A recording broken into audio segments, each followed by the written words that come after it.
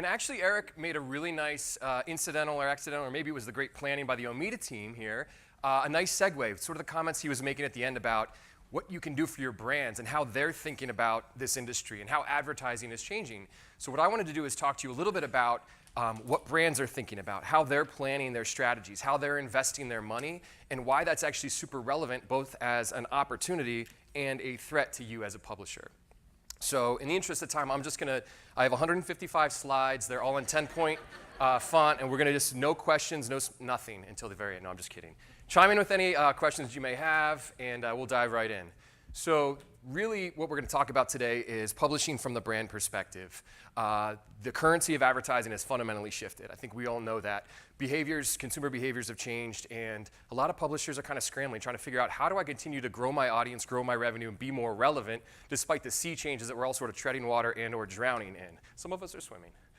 So really the agenda is, one, how we got here, a brief history of the attention economy, how brands are responding, so big changes in their approaches to advertising and how they spend their budget and how they spend their time and how they think about publishers. Then also what publishers can do. And I agree with Eric. What he was saying at the end was really giving me the chills, getting me really excited, because I believe that publishers are special and meaningful and important to our society. I think that publishers have the God-given right to go out and earn some of these dollars that platforms are taking away. So what I hope I leave you with today is a little bit of a formula, a little bit of a call to arms to go out and get some of that revenue, because there's a huge opportunity for publishers to leapfrog their own market and do some really special things thanks to those changes in advertising, which feel like really, really scary things. So, my name is Andrew, and I'm from RevMade. We are a company that just turned 2 years old last April, and what we do is cool animations in PowerPoint. Now, we help brands develop their audiences. So we work directly with brands. So Eric was talking about all the things that brands can't do that they're trying to do. We help them do it. And we help them launch editorial publications to grow their own audience, generate their own revenue, reduce their reliance on platforms, on programmatic and advertisers. Seems nefarious, right, speaking that and saying that to a room full of publishers. But on the back end, we also help publishers navigate these same sea changes. We help publishers create creative studios that allow them to create the content on behalf of their advertisers, of the brands that they work with, to be those inbound agencies that Eric was talking about, building that within their publishing business themselves. So we see it from both sides of the coin, but today what I really wanted to focus on is the brand perspective. We work with a lot of brands that have a lot of big budgets, and I want to share with you a little bit about how they're thinking, how they're planning, how they're strategizing, what they're doing, and how you can take advantage of it. Am I talking as fast as you, Eric? I feel, you set a new record. I was like, oh man, I'm gonna be a sleepy one. But anyway, so brief history of the attention economy. This was back in the day whenever you had, a TV, maybe a newspaper, you had a family that was 8 inches from both, they're drinking Coca-Cola, they're having a good time. This is when the advertising business was beautiful. There were few channels, and people were really rapidly attention being paid to them, and you could really guarantee that, hey, if we put our message in those channels, they got no other choice. Were they gonna go, farm or do some, I don't know, I don't have a joke there. But the point is, audiences were captive, and that's just not the way it is anymore, because this is the way that it is. You go to a concert, nobody actually watches a band play anymore. They are broadcasting it through Snapchat or broadcasting it through Instagram story. They're taking selfies, they're choosing their own videos. Nobody looks at a sunset anymore, they're just looking at potential Instagram likes. And all this to say that, in the 1980s, whenever they had those big computers that like 19 people would be in there and try and fight the Soviets and try to get into all the hacking and everything like that, there was a room that was probably about this big. That amount of computing power is actually in our smartphone. Smartphone is 13,000 times more powerful than those early computers, and we have them and we take a lot of selfies with them. Point being, the dynamics of influence and information exchange have fundamentally shifted, and we're just trying to tread water and stay afloat in a business that feels like it changes every single day. So there's more content out there than ever before, thanks to these supercomputers in our pockets. Literally anything. You can Google literally anything, and literally anything is literally 10,900,000 results. That's an actual Google search term there. So in response, you're like, oh my God, everybody's saturated with messaging. You see so many messages every single day. How are we going to compete? Let's make more ads. Let's put an ad on that egg. Let's put an ad on the turnstile. Let's put an ad on the little thing that we put our shoes in before we go through TSA. So this was 10 years ago. The New York Times published this headline that really stuck with me. Anywhere the eye can see, it's likely to see an ad. And what does that mean? We start to tune them out, right?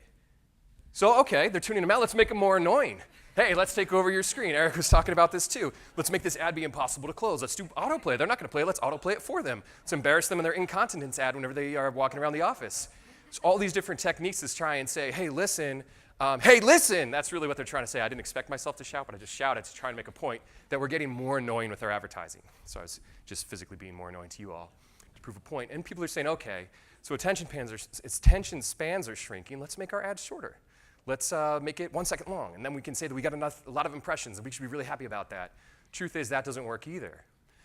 So I want to introduce you the myth of the goldfish. How many people have heard that the average person has the attention span of a goldfish? You heard that out there? It's about 8 seconds. My lady, thank you so much for making me feel like I'm not the only one that knew that. But people say this all the time, and marketers think about this, and they say, oh my God, nobody's paying attention, so we got to do all of those things that I just described in order to get into their heads, into their headspace, and be relevant to them. But those same people that have the attention span of a goldfish also will watch 8 hours plus on average of a Netflix show that they really, really love. So it makes you think it's not really about being shorter, being louder, being more intrusive. It's about being better. Advertising needs to be better. And that's what brands are thinking about right now. And that's a huge opportunity for publishers. This has kind of always been the case, just the game has changed and made it put more pressure on this sentiment that Howard Gossage, who's one of the original Mad Men, said, people don't read ads, they read what interests them. Sometimes it's an ad. Most of the time it's not.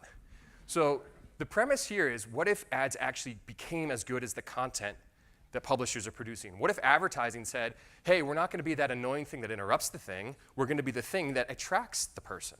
So Craig Davis is another old quote, but it's an oldie but a goodie. We need to stop interrupting what people are interested in and become what people are interested in. There's a better way to prove this point, and I have a question for you. Does anybody know the most clicked on phrase in all of advertising history? Click here. That's optimistic. Just click here. It's here. You can click it. That. It's the truth. It's really, that's really what we all know this, right? You go to YouTube and you're looking for that upper right X. You're going looking for that, okay, 4 seconds, 3 seconds, 2 seconds till I can skip the ad. Meanwhile, the marketer's like, wow, I got him to watch for 4 seconds. You know. They were waiting for you to die. So the point here is that people are skipping ads, and it's not just the physical clicking of the button, it's the banner blindness effect, it's ad blockers literally on their browsers.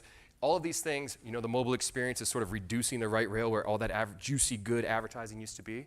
The fact is we're up against this as a society, as publishers. People are skipping advertising, and it's not resonating with them. So what do we need to do is we need to change the game. So let's meet today's marketer. He's only drinking as much as Don Draper because it's hard out there. That was my that joke. You can read it if you want to. So anyway, the idea here is that today's marketer is really on the hook for filling a lot of channels with advertising or with content or with messaging or with communication. We talk about a fragmented media landscape. Marketers are trying to figure out, where's my audience spending time and how can I be relevant in all of these different channels? How am I spreading myself thin? Should I focus on just a couple of them? They're overwhelmed. Mentioned before, Eric was even talking about this. All marketing needs to have a return on investment. Used to be that marketing, hey, it's a cost center, right? We're the fun guys. We don't have to worry about sales. We do marketing. It's wonderful. It's this fun thing. We don't have to worry about ROI. That's changing. Most brands, especially the larger brands, and it'll trickle down into every niche, every sphere, from B2C to B2B to B2E, people are looking for a return so that marketing becomes a profit center, not a cost center. That's the mandate from the C-suite. And they're looking for strategic partners that can help them succeed. Eric, I'm quoting you again. Eric, did you have to go and ask for that permission to be the strategic partner? And I'm going to talk a little bit about how we help some publishers that we work with do exactly that. So this isn't new, right? I think we all knew this, that advertising should be better, that advertising should add value. Campbell's Soup has known this since 1968. How many of you have made or tasted or had in your life a Campbell's Soup recipe? Like beyond the, dang, that CMO is happy. But the idea here is that even in 1968, they were saying, listen, we can brag about ourselves, and that's going to have a diminishing return. What we really want to do is add value to your lives. And if we can add value to your lives, we might earn your attention, we might earn your engagement, and then it might earn you as a customer to our soup. So in 2016, Campbell's is still doing this, and they're still having great success with it. They partnered with BuzzFeed and said, instead of just a recipe, there's a billion recipes online, it's a really competitive space, it's just like porn. Another, Eric, I was going to throw out a raunchy site just to throw you off whenever you're asking for but I don't know any, so I couldn't think of any. That was the only problem. So the idea here is that some brands get this and have always gotten this, and it's in their heritage, but most brands are not doing stuff like this. But that's changing. I submit to you Northwell Health. This is a project that we're actually working on with the largest private employer in New York State, an $11 billion company. They spend a strong percentage of that on advertising, or at least they did, and they're really starting to question the return on their monthly insertion orders, the return on all of this advertising, banner ads, print ads, TV ads, radio ads. It just sort of evaporates at the end of the month, and they get an impression report and nothing else. So they're saying, listen, advertising can't be an asset or a liability anymore. It's got to be an asset. How do we get long-term value out of our advertising dollar? So what are they doing?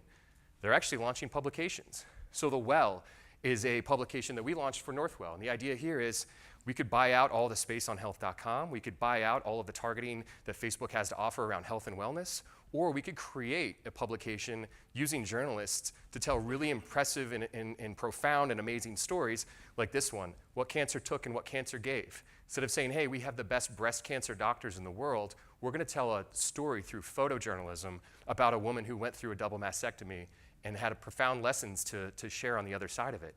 That's what they're spending on in lieu of advertising. The good news is they're advertising this content, and that's the opportunity. They're looking for co-creators of this content, and that's the opportunity. So just a quick look at this, The Well by Northwell, and you're going to see more and more of this happening. Has anybody heard of brands launching their own content hubs? Content hub, it sounds so sexy. A lot of them are doing it. A lot of them are getting into experimenting with their own branded content. And what they're finding is that, okay, this is like a time-lapse sequence. I planned it out. Launches health-focused editorial site. They're sharing their content. It's resonating in social, getting really, really great responses. Nobody really responds this well to advertising. But what's happening is this content used in advertising channels is getting 9 times the engagement at 1/20th the price because it's performing better, because it's harder to ignore.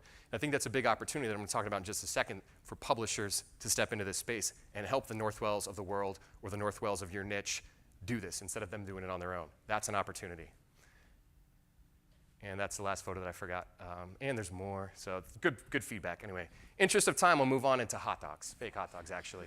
The idea here is vegetarian hot dogs. It's a frozen item. It's kind of a commodity. It's not that exciting. You could advertise this until you're blue in the face, and people aren't really going to care that much about how much your vegetarian hot dog is. I'm sorry, Morningstar. But Morningstar got the memo, and they skated to where the puck was going. They said, listen, instead of just advertising our price or the fact that we exist, why don't we invest in creating our own documentaries about people who became vegetarians from all different walks of life? Maybe a butcher, maybe somebody that went through a cancer scare and decided to change their life. So what they did was they created a documentary instead of advertising, and they published it in all of these channels that you see there below.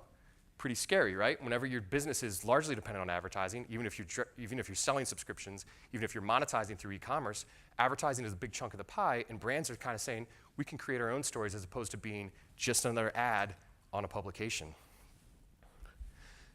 Sounds scary until you realize that there's actually a huge opportunity here, and I keep alluding to it. And I just sort of want to walk you through the thinking here. There's billions of dollars being spent on content marketing.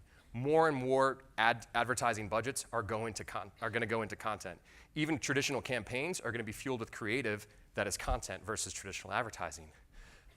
2 out of 3 marketers, though, however, are experimenting with native. But a lot of those dollars are going to platforms like Facebook and like Google, the big 2 that Eric was talking about. Really glad you went in front of me. Really set the stage nice and well. But basically here what we're saying is that there's dollars being spent, and that's an opportunity for publishers to get after those dollars. So I'll just walk you through sort of the thinking. The brands are investing in content marketing. It looks like articles, it's videos, it's photos, it's all these things.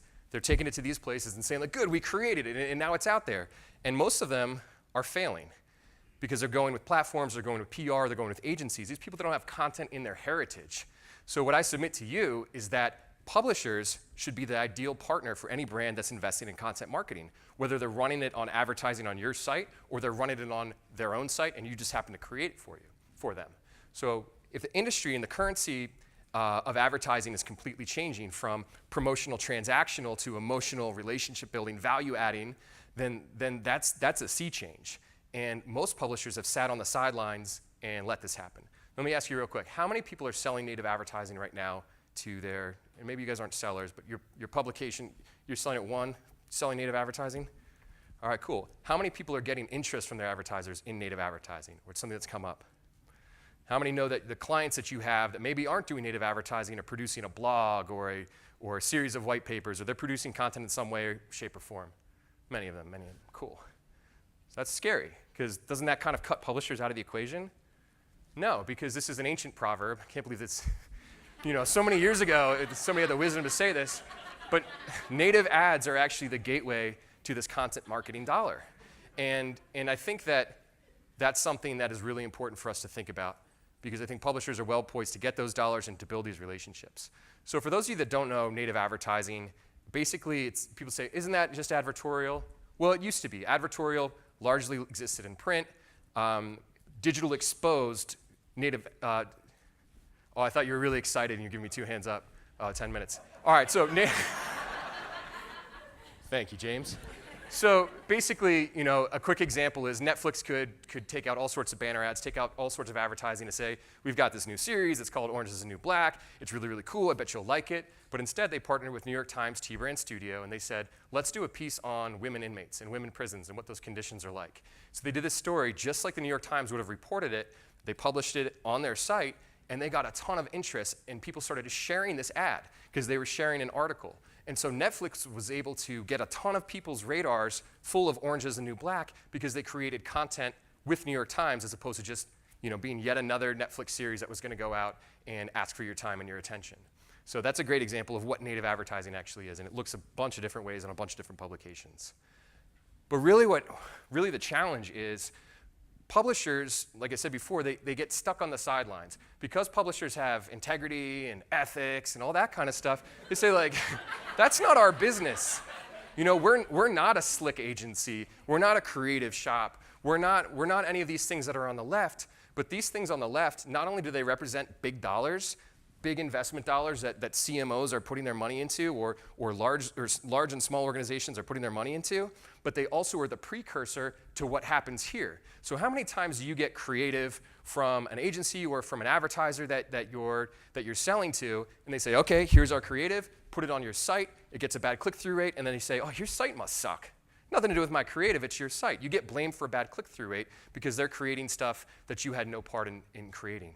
So what I'm saying is that if you can position yourself as, we can help you with the stuff on the left, you're going to have better stuff, number 9, content, that will actually work better in our channels and in your channels, and we can be your partner in creating this new currency of advertising called content. So why is this so important for publishers? Well, I actually think if you think about who are the players in the market, there's publishers, there's agencies, and their platforms. Gross oversimplification, I admit. But if you think about it, platforms say, hey, we have distribution. Facebook can reach, Facebook can reach you in bizarre places.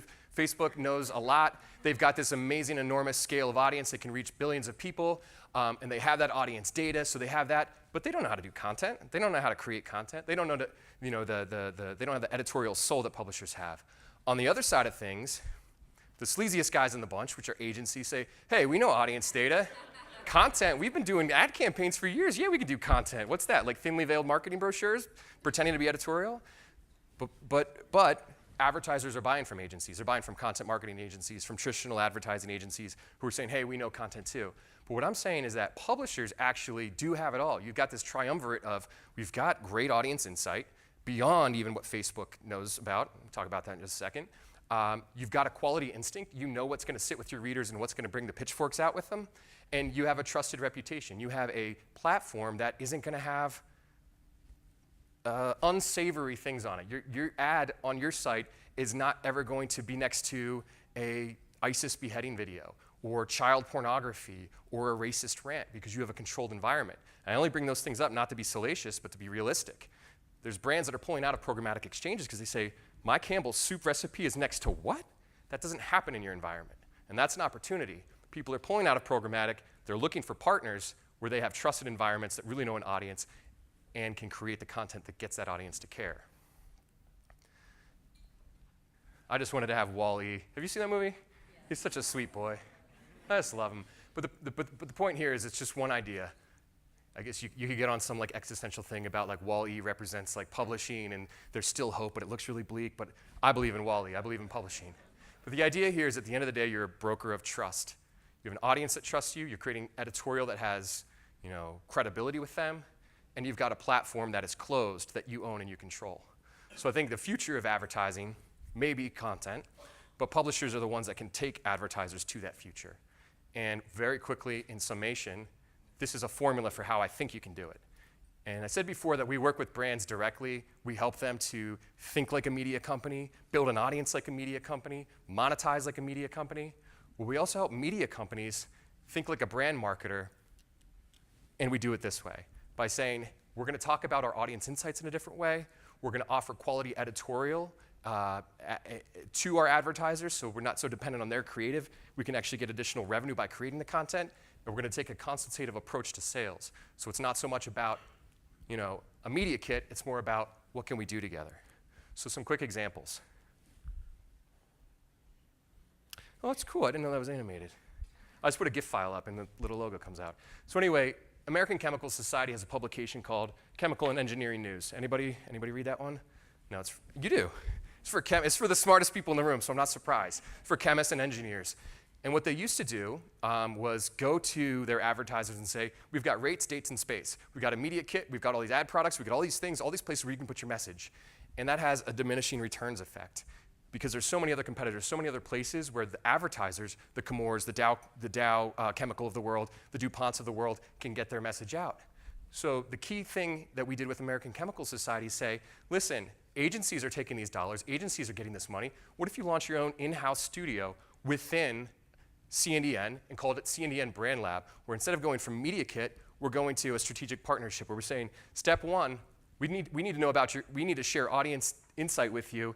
We need to start this by tapping into our data and saying, we know a lot about this audience, therefore we're gonna start there. We're gonna share with you some insights about that audience before we even talk about where your ad is gonna go.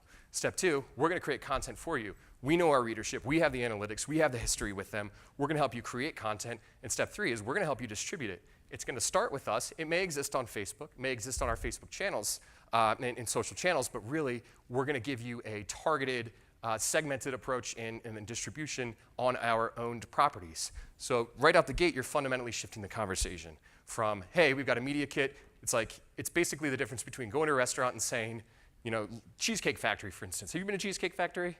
They have that voluminous menu. It's like 300 pages.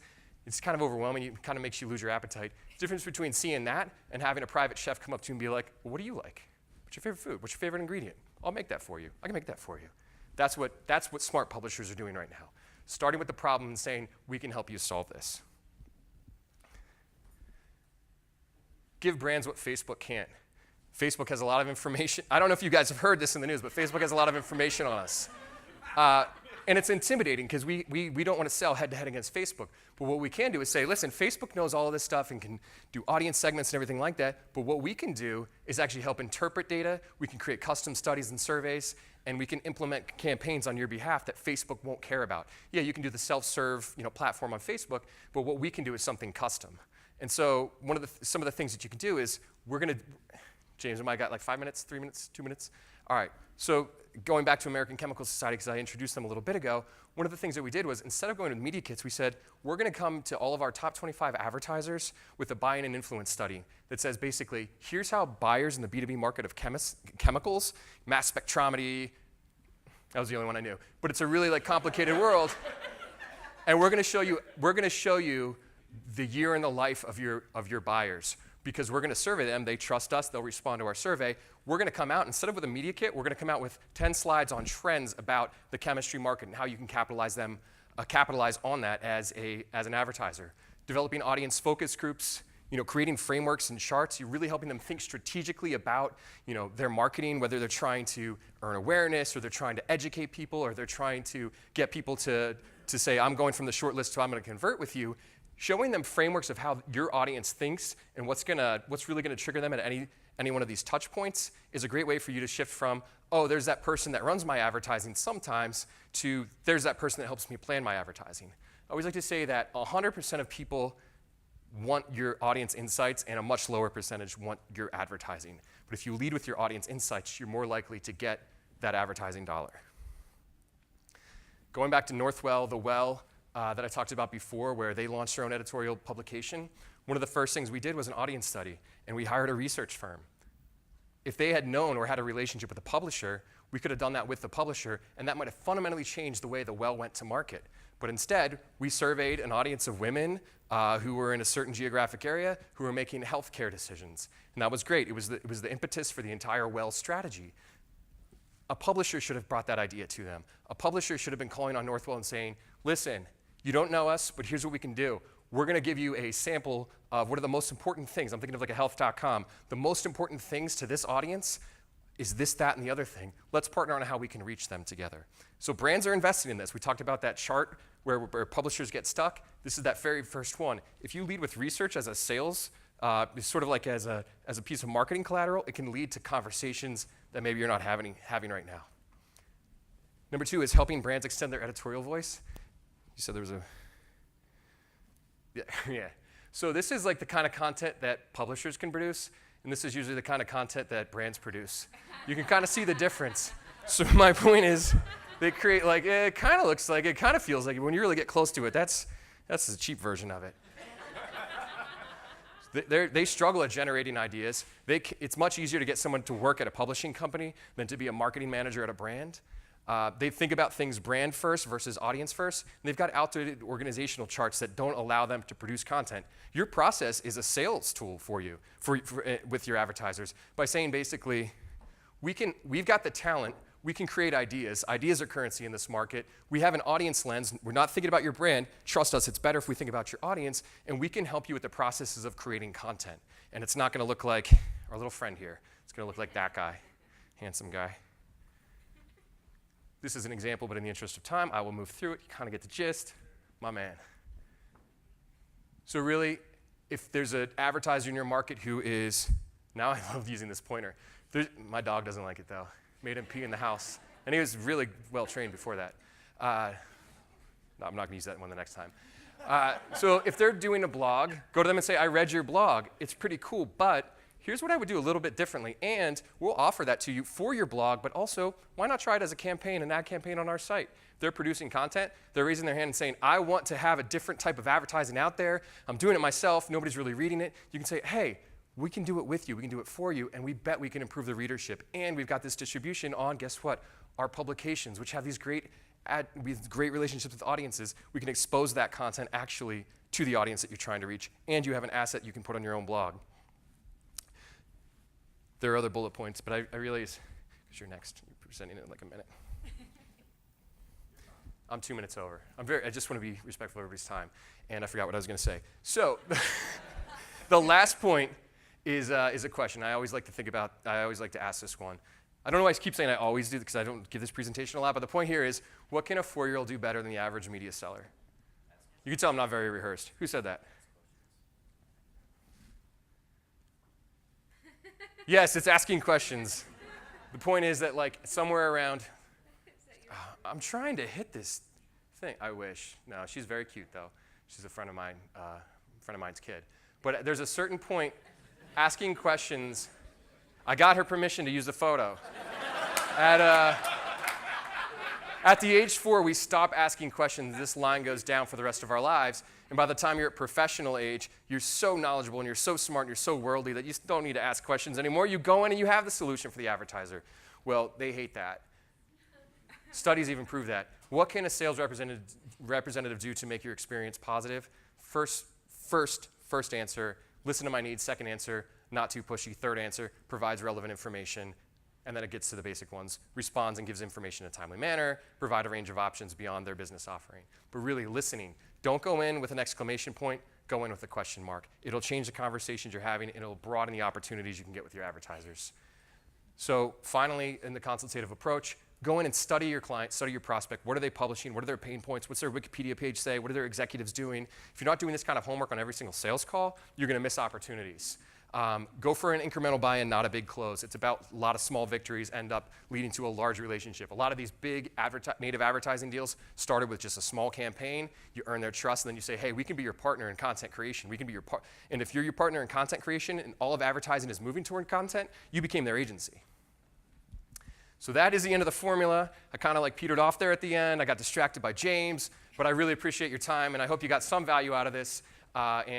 This is the formula for native advertising success in the world of content marketing. Wrapping it up. Thank you guys so much. Thank you.